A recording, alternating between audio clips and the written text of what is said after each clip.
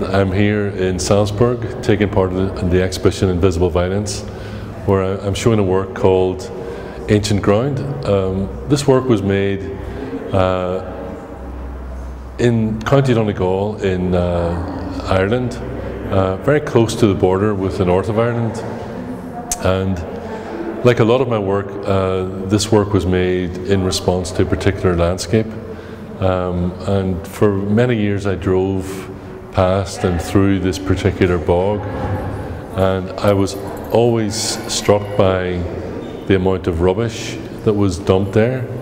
like televisions, fridges, and like household rubbish was dumped in this beautiful landscape. And then I started thinking also about the presence of bog bodies, which were found in some parts of Ireland and many other parts of Europe. And some of these bodies are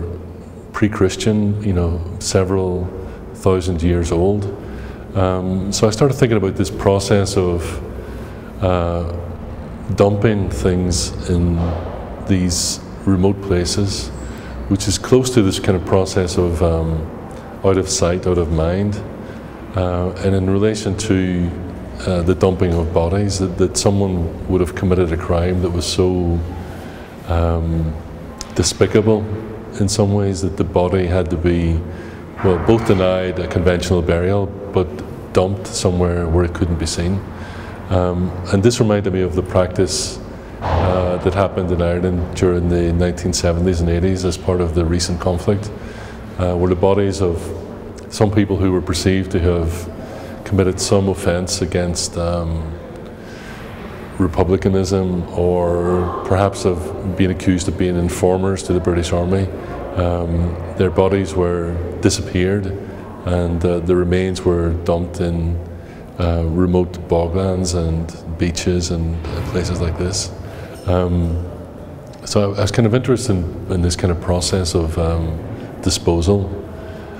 in these remote places, and the fact that the bog is this landscape that is somewhere between liquid and solid. The landscape is kind of constantly changing, makes the kind of retrieval of these bodies very difficult, but also it means that sometimes things emerge or appear out of the landscape, like bones or fragments.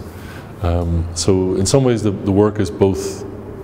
a kind of document of this landscape, in that I spent a day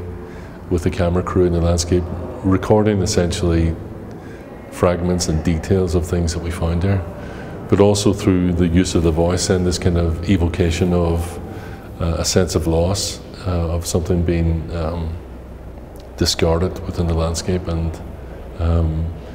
I was particularly kind of interested in using this kind of voice of an older woman.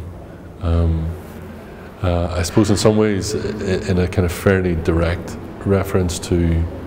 the plight of the families of those who have disappeared and their